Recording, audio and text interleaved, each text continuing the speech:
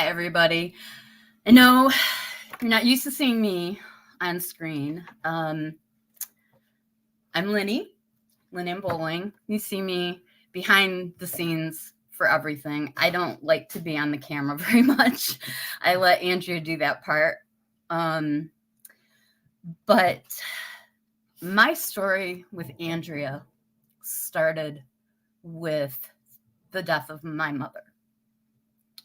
And I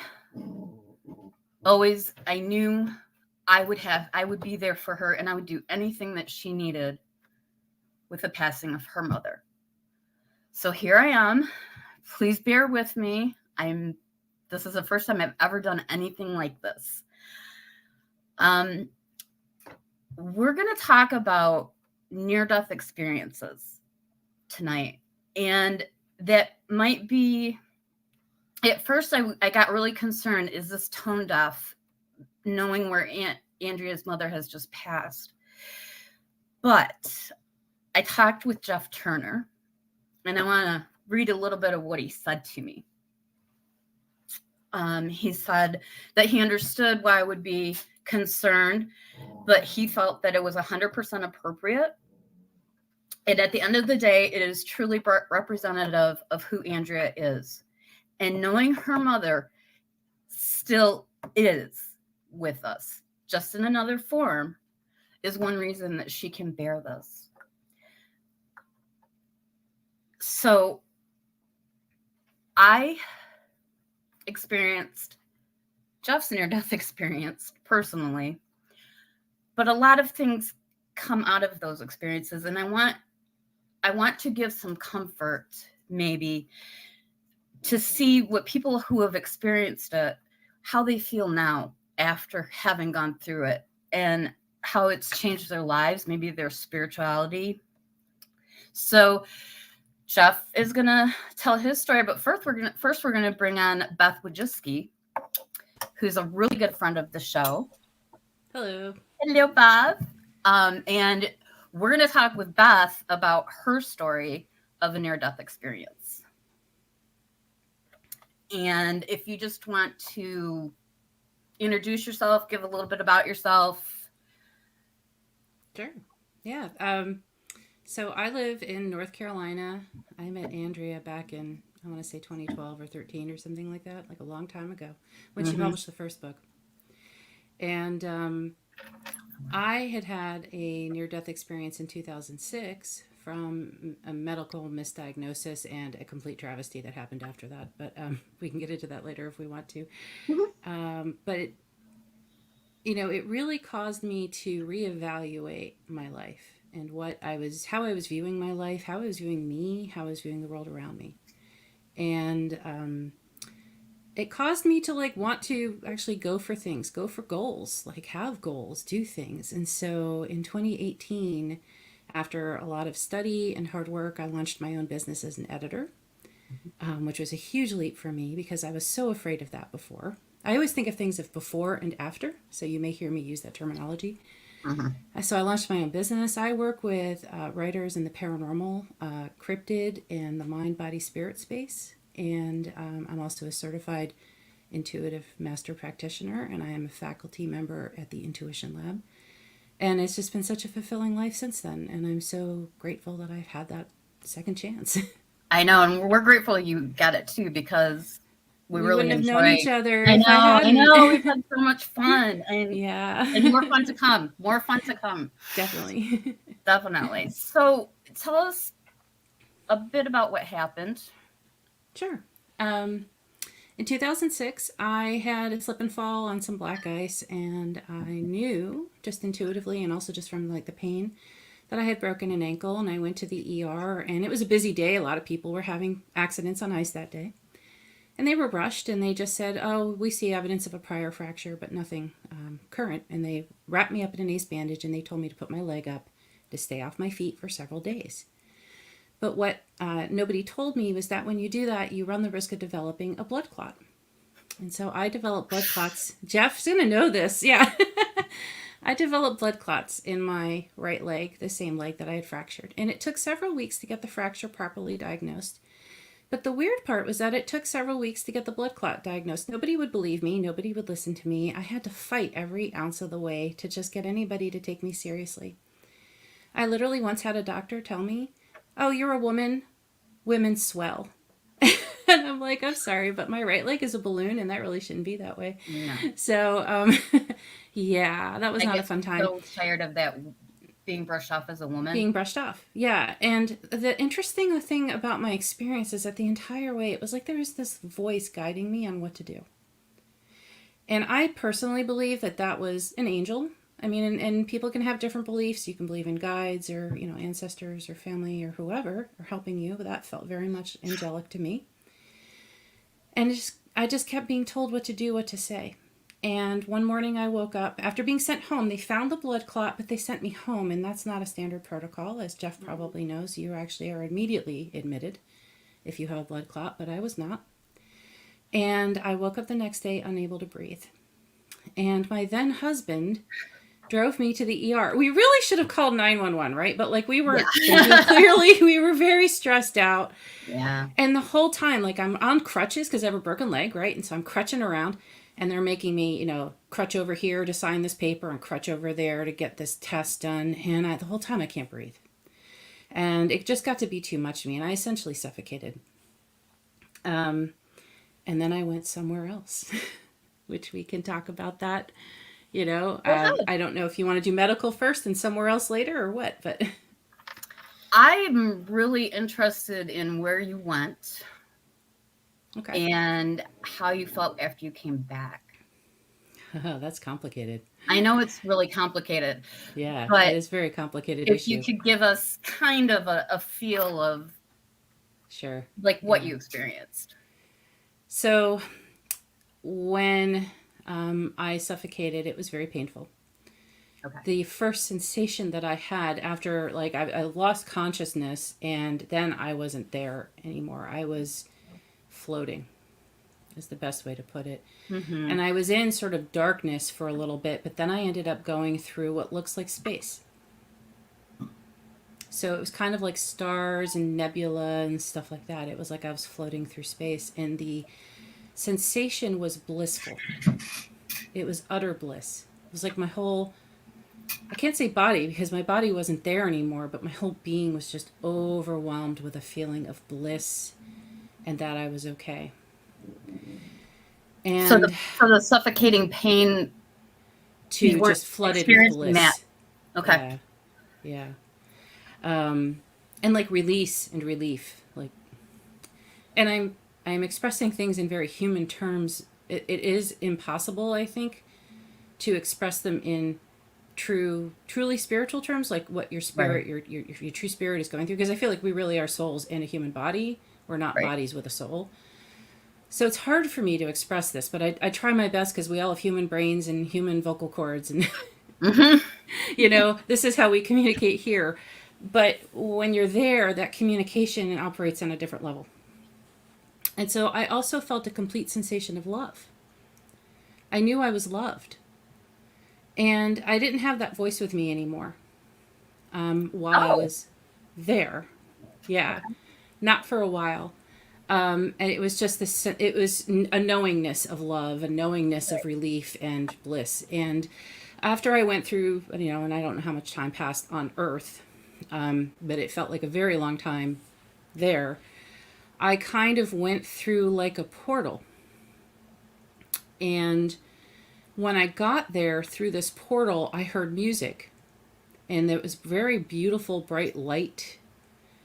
And I was in a meadow. It was like a meadow, with trees and flowers and a little babbling brook by me. And I was just sitting under a tree, enjoying it.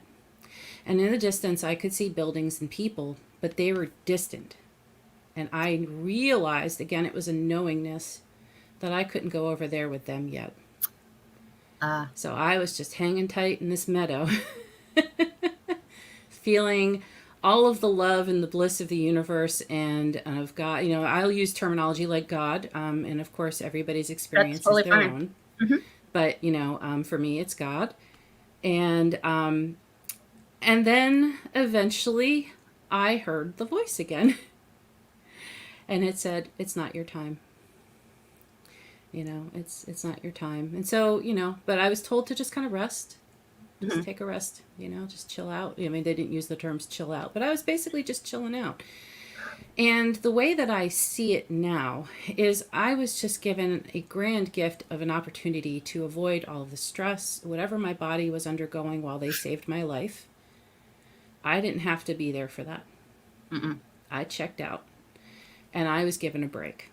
And I knew that I was loved. And that is key because when I was younger, prior to that event, I had a very unhappy, I would say, young adulthood, a very unhappy young adulthood. And there was a period of transition when I came back that it took me a long time to kind of explore what all of that meant. And, and again, I don't want to go on farther than you want to go yet, but, there definitely was a period of transition. And I will say this, and Jeff, I don't know how it was for you, but when I came back, I was kind of ticked. I did not want to be here in some ways. The thing that really I needed to know as a human and as a soul, I needed to know that my parents and I would be together again. And the last thing I remember before I lost consciousness, before I suffocated, was my then husband saying, I got a hold of your parents. They're on their way. They had to fly in from Texas to Virginia. Okay. And that was such a relief to me to know that before I went. And the pull for me to come back was to be with them again. Like, we are a trio. We're like the Three Musketeers. Yeah, you guys are very close. We're very close. And I understood then that the unconditional love that my parents have always shown me is the same as the unconditional love that God and the other side also had for me. So I'm going to get all like... I know, we're going to cry. It's good stuff. It's good crying, It's a good cry because so many people are so scared of death. Me being one of them. But this gives me some hope in hearing experiences, and hopefully other people hearing them, it will give them some hope also. I'm not afraid of death anymore. Yeah. No. And I try to talk to people. Yeah, you do know, Jeff. I mean, I try to talk to people who, when they tell me they're afraid of death. Yeah. Yep. You don't have to be afraid. It definitely changed me on that perspective of death. Not afraid of it. So yeah, that's, and now, I mean, life is better than it was before. Yes. Versus now. It's not like I want to go. I'm not hurrying it along or anything. Right. I'm enjoying every moment, and I'm having experiences that I never imagined I could have. Like this. Yeah, exactly. We're doing this is all of our we're all newbies to this. We're all newbies. So, hang tight with us, guys. I promise it will be okay. So much of what you just said, I've heard from this one. I mean, so is it helping you to carry on then? You really want to be working within the paranormal? I know you do a lot of work, but has it really pushed you to that? Yeah, I would say that experience kind of is what got me exploring the paranormal, for sure. Mm-hmm. But it also, it kind of made me not want to be a paranormal investigator per se, because I was talking to Annie about this once. Like, I don't need to know that. I already know that part. You know what I mean? So, like, I don't need to prove it. I don't need to be sitting there for however many hours with recorders and this and that and the other thing, because I already know it.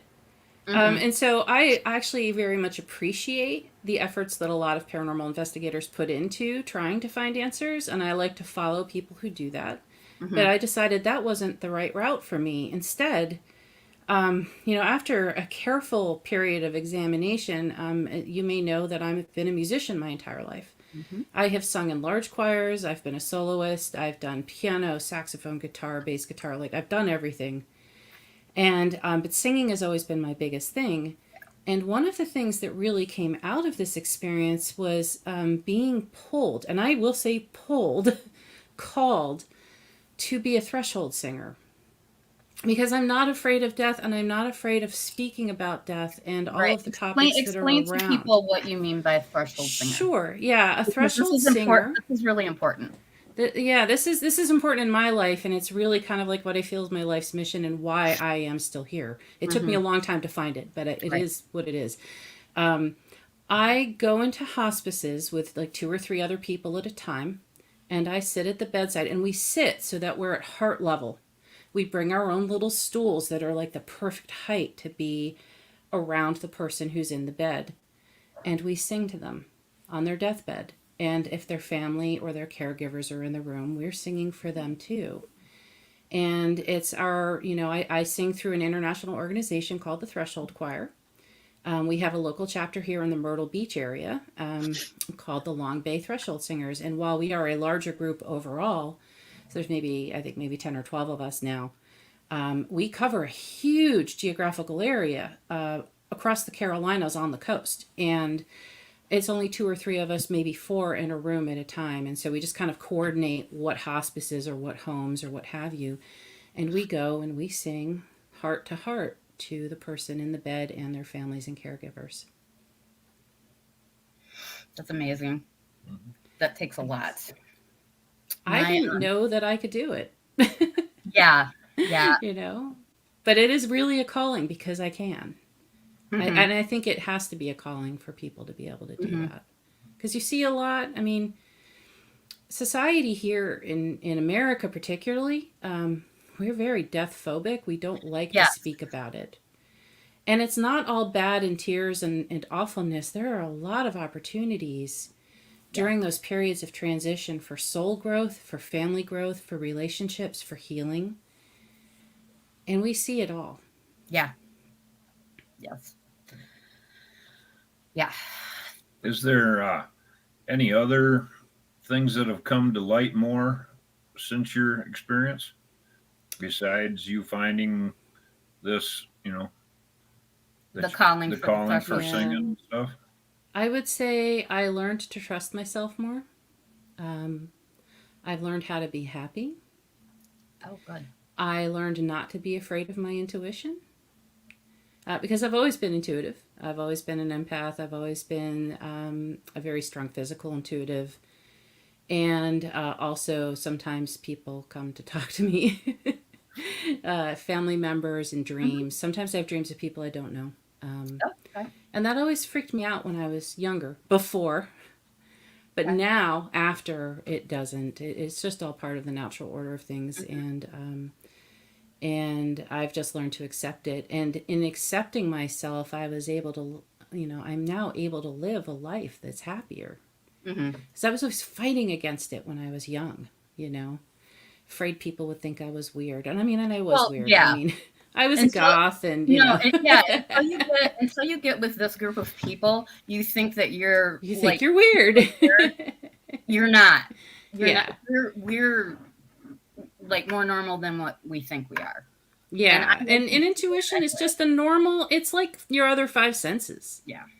It really is just, it's part of our makeup. It's just such a natural thing. And in 2018, I saw this local retreat. It was like a 1-day intuition retreat. And I met Kim Chesney of Intuition Lab. And that was life-changing too, because that was when I realized, oh, wait, no, this is just another sense. Like I can see, hear, taste, touch, and smell. And I've been working with her since then. And that's been also very fulfilling. Yeah. So a lot of what she said is a lot of what you've said. Yeah, it is. So why don't you tell people? Yeah. You've actually I've had two experiences. Yeah. One, I was electrocuted. And then the other one is I had the blood clot come out of my left leg, go up into my heart and my head. He had pulmonary embolism.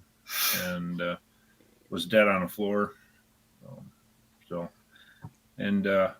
Went to similar spot like you, but I had I have a friend of mine that was killed in a car accident quite a few years ago, and both times he has met me in that spot and talked to me. The first time he talked to me and said that it's not your time. You have to go back. And Lindsay had just been born. She was Yeah. only a few months old. yeah, and so then I come back out of it, was in the hospital for a few days and things, and off work and things like that. And the second one, I was off for, I don't know, better than a month or so with it. But it took them, kind of like you, the misdiagnosis type thing. It happened on Saturday, and they didn't find the blood clot until Wednesday. Oh my gosh. He had And five, they took five me, pulmonary embolisms, and they didn't find them.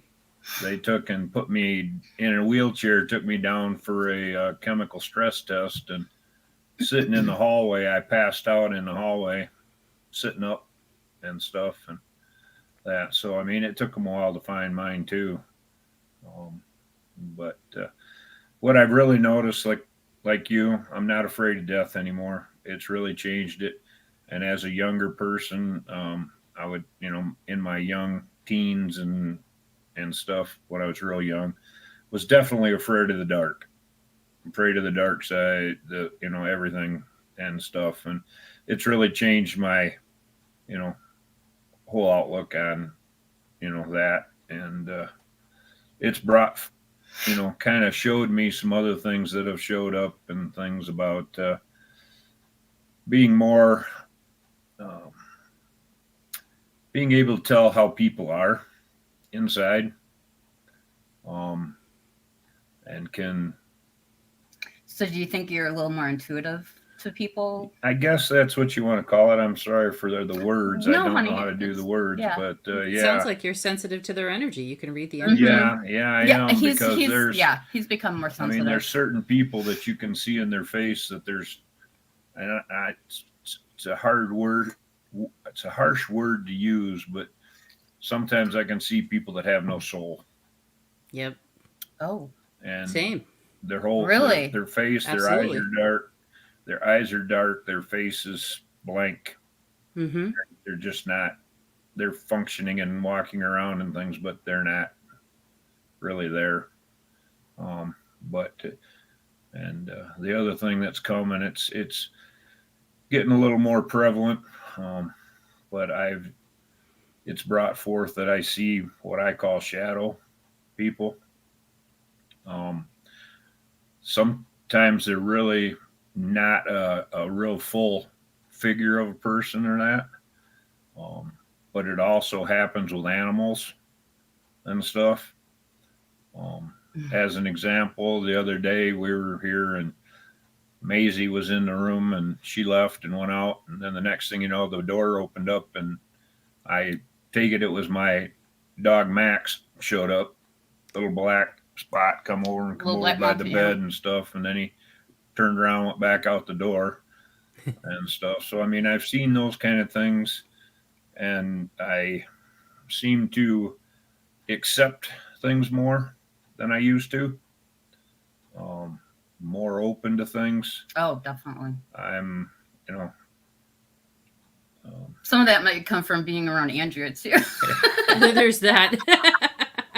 I have a Well, question for We've you, done a Jeff. lot the last 10 years, Andrea. Yeah. I have a question, Jeff.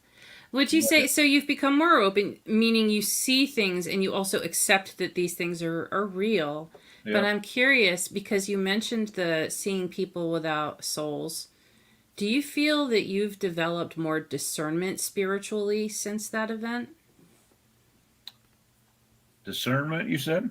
Yeah, like, you mentioned that, you see if people are, soulless or You whatever. can So I'm tell wondering how that affects better. how you decide to interact with Yeah, whatever you're confronting. I can really feel how they are. I really see it in their faces, and I see it in their actions.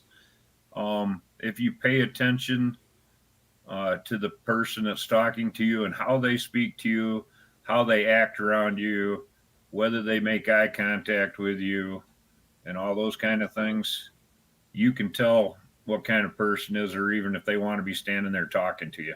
Hmm.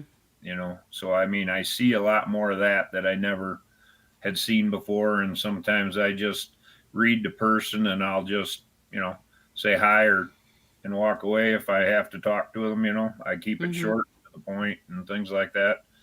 Because So that's one thing that changed for me too. I always had good gut instincts, but I never listened to them in the past.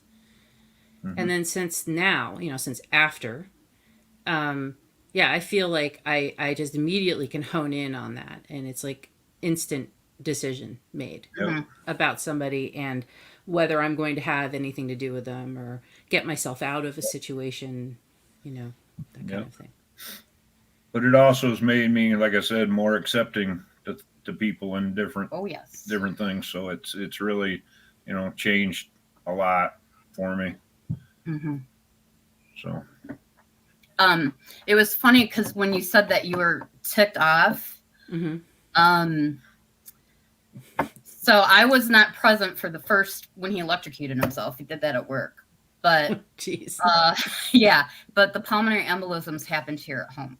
Yeah, and I had to keep him alive until they got here. But luckily, we're close by to and the paramedic. They were here so fast. But I got mad at him because I'm like, you're not going to die on me. You're not leaving me here with these two kids. You're not. So, so I went to the clinical part of my brain because I'm an MA. I'm a medical assistant. So I knew what I needed to do for him. And I just went to that part of my brain. Right. And didn't think about took the emotional part out of it. Took the emotional part right out of it. But afterwards, after he was out of the hospital, I could tell he was mad at me. I could tell he was mad at me. And so I finally said to him, you can be mad at me. It's okay. It's okay. Cause I did.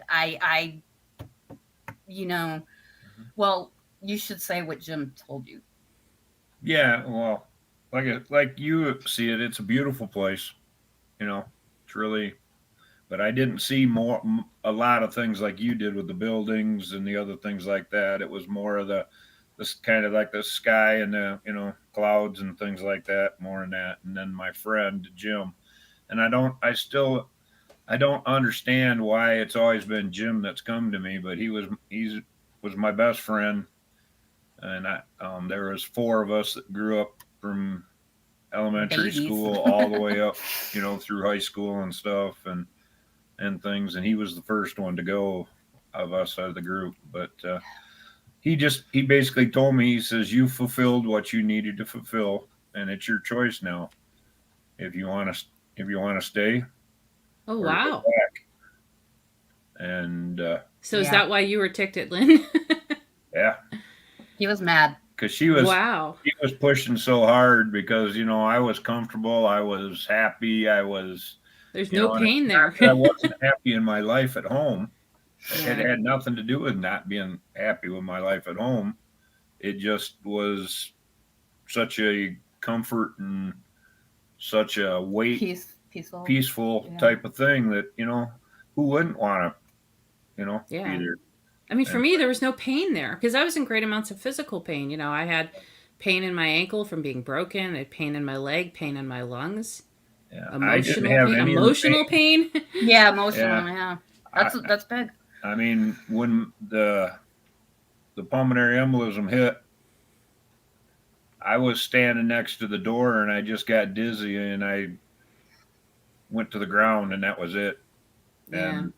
And I remember parts of being like in the emergency room, being above my body in the emergency room, seeing people there, hearing people, but not being able to respond to them. Same.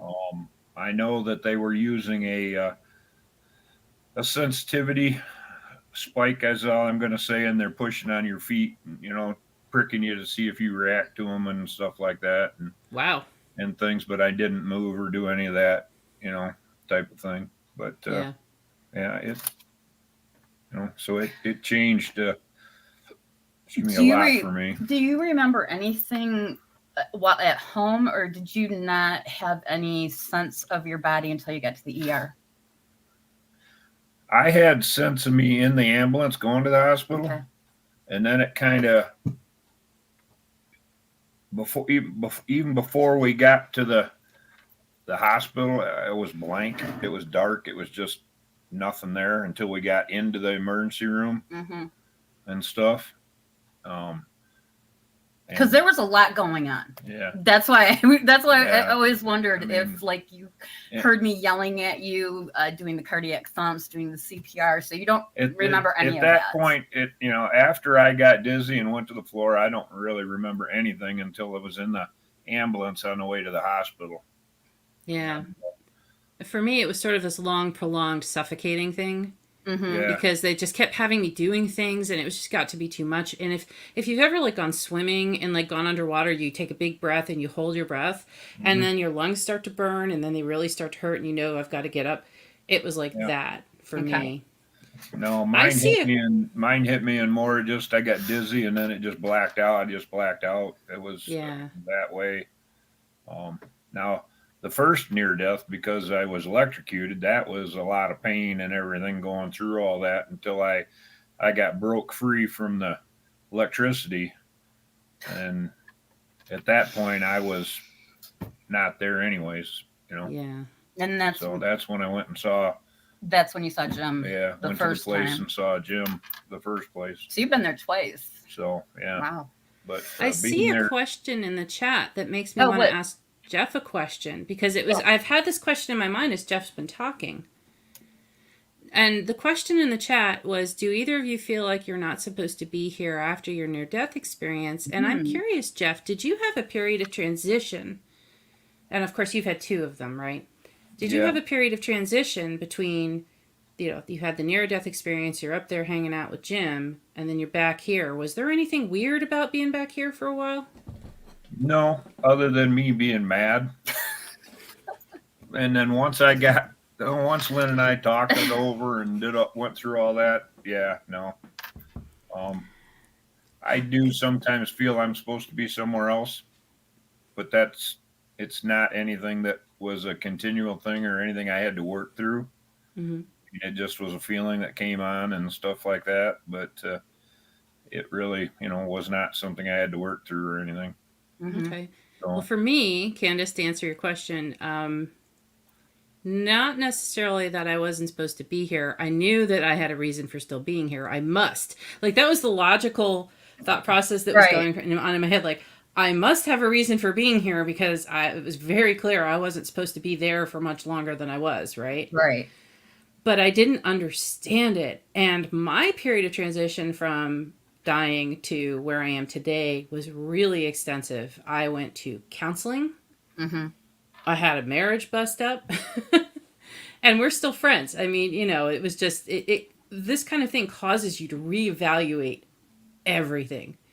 So for me, there was a huge transition where I didn't know why I was here. And Lyn, I'm not talking about y'all's marriage. I saw you look at him. No, the only thing, once I said to him, it's okay if you're angry with me. Yeah, and that's a great response. And once we talked about it, and I let him know it was okay to tell me that. Yeah. We got past that. Yeah. My second husband and I, we didn't, but that's okay. We weren't meant to be, and we ended things amicably because it just, I was going through so much. I couldn't walk. I could barely breathe. I mean, my physical recovery was lengthy. The emotional and mental recovery took even longer. But I will say that the nice turnabout was that it really caused me to change my life for the better. Yeah. But I did. I saw all the tools in my tool, kit. I saw a counselor who was also a shaman, so he did a soul retrieval. Because I will say this, I felt like something was missing from me. Okay. And he was able to help me identify how to get that back, how to find me again. And I feel more me now that I hadn't felt since I was a kid. If that makes sense. So really, the thing is that the entire time leading up to the near-death experience from, say, college on, I didn't know why I was here. And then near-death experience happened, period of transition, now I do. Yeah. And now you're knocking it out of the park. You're doing really brave things like traveling on your own. I I could never do that. I could never do that. Yeah, and the people who love me worry about me, but I turn on location services. They always know where I am. Yeah. We are always in touch. I mean, I think I really feel that it was more of a transition for me, making me change or having me change is more how I would look at it. My point of view of having it happen, and then what I've done afterwards is a change. For me, life-changing event and stuff.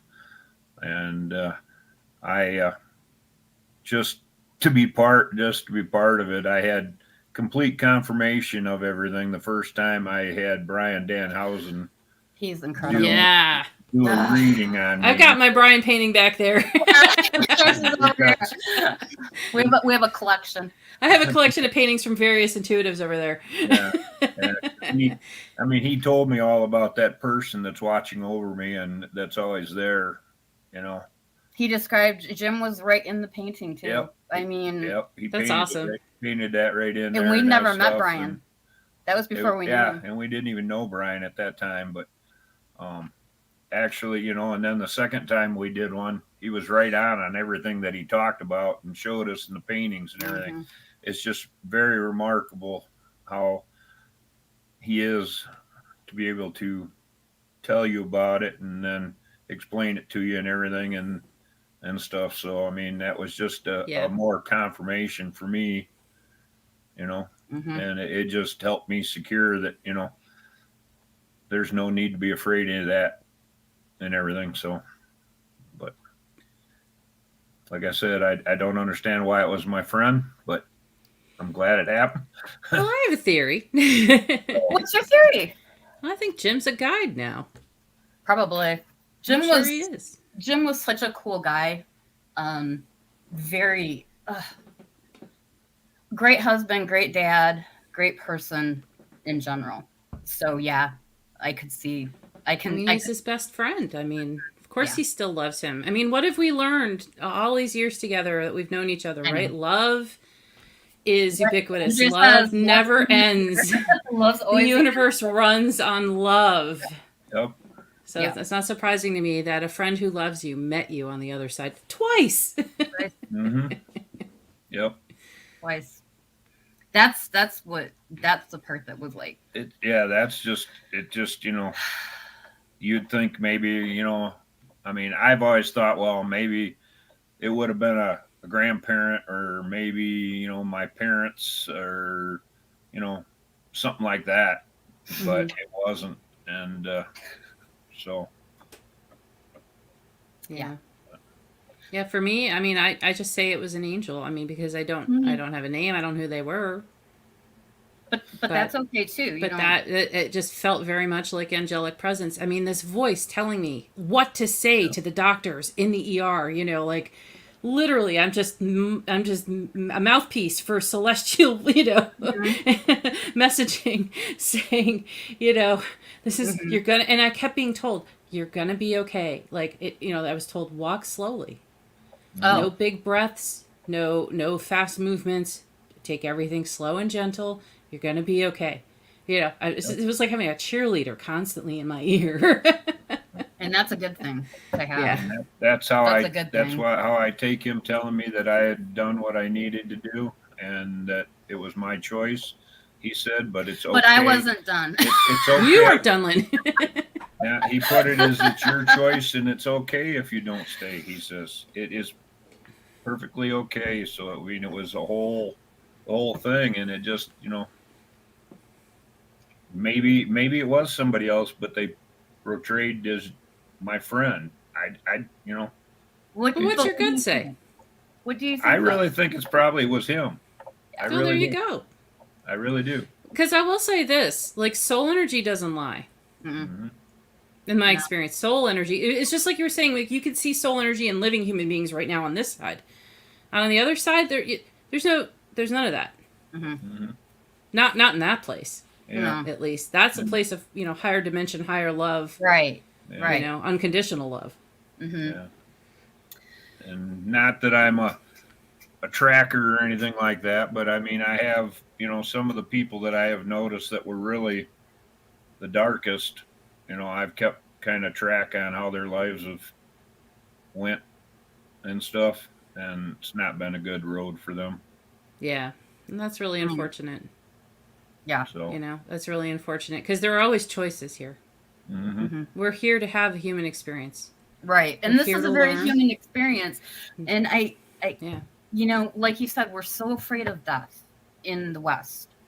Death is part of Um, the human experience. And it is. I mean, even Andrea's own mother had 2 near-death experiences. Her one sister did also. And so we've, had a lot of conversations about that, but I'm at the place, my father is at the end. And we're dealing with that. And I don't want to be scared this time. I want this to be a little bit of a better experience for him too.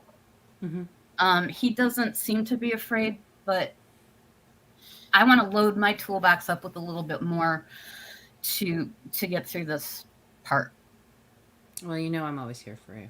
Oh, I know that. I let me tell you, so many good people have come into our lives through the paranormal and through working with Andrea, and I can't say thank you enough, because Andrea came into my life when my mom had died and I hadn't left the house for months. And I started just doing online things for her, and then I started to actually leave the house and travel. That was a huge, major step. And I don't think I could have done it without the most wonderful people in the world. Especially here in Michigan, we have, yeah.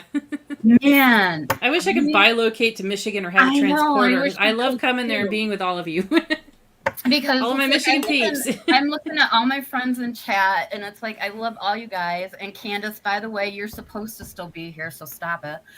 Yeah, sorry, I'm missing a lot of the comments flying by, but I hope to get to them later. I'm really interested in this. But we have just, I don't know what it is. It keeps bringing Andrea back to Michigan. Mm-hmm. There's just something about it, and the people there are stellar. And you guys mentioned about like how I travel alone, and that is something I never would have done when I was younger, before.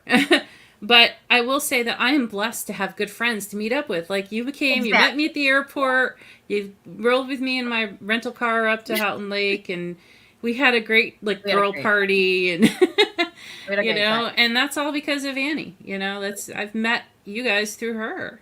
Yeah. And that's Jeff and I had some great conversations there. Yeah. Talked about Bigfoot. Yep. And Bigfoot's my other cryptid that I like. Yeah. So I told Lynn, if you ever come down to see the Mothman, I'll drive up. I've spent enough time outside in the woods and places that some people never get to see, that I know that there's somewhere there is something. You know what I mean? Mm-hmm. The possibility is there, and it's just, I am very open-minded about it. It all kind of started as a joke for me. If we could briefly diverge to Bigfoot, I mean, we have to address. Let's go to Bigfoot. I love Bigfoot. Let's briefly diverge. Yes. When I was a little girl. Keep this light and fun tonight. Yeah. Anyway, yeah.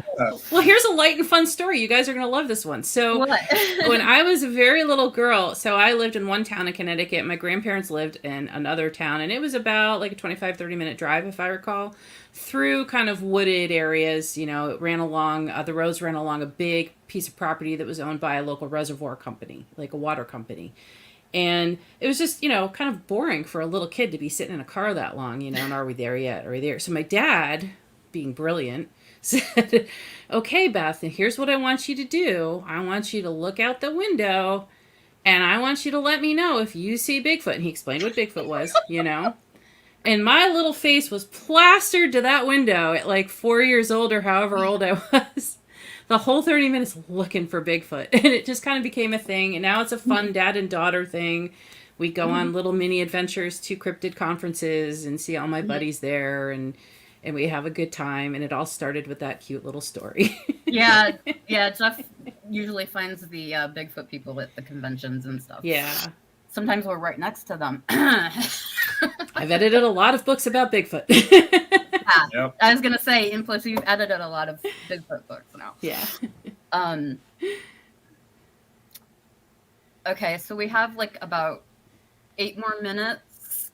Okay. Was there something that you wanted to share that we haven't touched on yet? I'm trying to think. Like, I feel like we did everything at a high level, which is really all you can do in a 45, 50 minutes. I know. But I guess I just really want to encourage everybody to not be afraid. Mm-hmm. And to not be afraid to live your life now while you're here, too. Yeah. Yep. I think that we are our own worst enemies sometimes. We put up a lot of barriers in front of ourselves, sort of as protective defense mechanisms. Mm-hmm. And one of the things that really came through to me from my time there was that love. I mean, and Annie says this, like, love is the answer. Like, love is the thing. Mm-hmm. I try to lead with love. And what I mean by that is all of these human emotions that we have are all directly related to love. Like fear, anxiety, anger, they all can be countered by love. And so even if you're mad at somebody, even if somebody's treating you badly, even with all of the crap that goes on in the world, whatever the situation is, remember that you are loved and that you are love. Mm-hmm. Those were the two things that came through very strongly to me. And they're what really get me through rough times. Yeah. I've not had your experiences, but what has come to me through this community is, like you said, you're always here for me. I know I can always reach out to somebody. And that I'm not going to have to explain myself a ton. They're going to understand what I'm saying to them.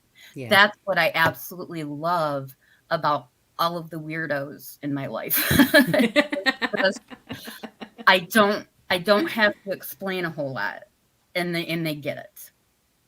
And I've appreciated that from you, and pretty much everybody that I've become friends with. I love the fact that you called me once I had 1 bar of signal after having no signal. I'm standing in the middle of a mountain in New York State. I know. At the moment I got to where that bar of signal is, you called and I answered, and I'm so glad that we have that. I know. See, that's just it. Because I know I can do the same with you. Yeah, absolutely. And anybody, my messenger is always on. So I really am here. I really am. I do what I do so Andrea can do what she does. Andrea needs to focus on the people and not on, do I need to order books? Do I need to, getting from here to there? She just needs to be with the people. Yeah. And so that's why we do, that's why he hauls around the two of us. As I say to everybody, it's driving Miss Daisy. Yeah. Yes. And then it's even better when we've got Greta with us. Yeah. Hey, Greta the Great. Greta the Great, man. She's, I don't know, man. I do not know what I would do without Greta the Great. I don't. She's remarkable. As are so many people in this field. So many people in this chat. Mm-hmm. Yeah, I keep saying, I want to read all the comments, and I'm sorry I haven't, but I love, Candace, Weirdos Unite. Rock on, girl. That's my mantra. Rhonda Hart made me a great meme that says Weirdos Unite, and I use it all the time. Nice. Terry, love to you too. Yeah, we love Terry. Oh my gosh. And Jonathan. Yes, Jonathan, you are weird. Jonathan, I hope we can meet someday. Yes. I haven't met you yet. Jonathan's like, come out here to New England. I'm like, no, you come to Michigan, dude, because dude, come to Michigan. We're having a great time in Michigan. We sure are. Jonathan, I'm from New England. Next time I come out there, maybe I'll let you know. But anyway, yeah, I don't know. Jeff, any parting words for? Yeah. No, just, you really don't know what your purpose is until it comes up and smacks you in the face. I guess it's the easy way for me to say it, Mm-hmm. or where you're going to go and everything, Mm-hmm. and so. Mm-hmm. And Sorry. for everybody that's watching, our little one here sitting on our lap, Maisie. she's starting to growl and bark, so we've had her laying across both our laps here, and she was, being quiet about it. But that's I can't help it. She's so soft and cuddly that I can't wait to see her in September. I know. She gets to go, and so she'll be at Houghton Lake, and then she can come to Potographs to Nice. Murray's Legacy. Potographs in March is going to be at the same hotel as UFO Contact. Nice. So, yep, we'll have a great time there. I love UFO Contact because it's just, that one's a chill convention, and we all just hang out and catch up and have a good time. I fly in from North Carolina. I mean, it's worth that trip for me to go. It's such a great, isn't it? A great vibe there. Yeah. I love it there. Love it there. Weird stuff happens. Yes, it does. Just going to warn anybody that's not ever been to that event. Weird stuff happens. Yeah. But, and I have to pass on to Andrea is so appreciative of everybody's comments and well wishes. She's just a bit overwhelmed and needs some quiet. And but she'll be back, and she'll be back soon. She'll know when it's time. Right, Maisie? Well, we'll just give her all the time she needs. Yes, and that's what we're doing. And that's what all we're the doing. love. Mm-hmm. Yep. And we're just gonna surround her in love, like she's surrounded us all this time. And yeah, it's not easy. Anybody that's lost their mother can tell you it's not easy. So, I'm surprised Bill hasn't. Yeah. Maybe I do better than It's Annie time. on time because she always gets yelled at. Bill's not on there yelling at me yet.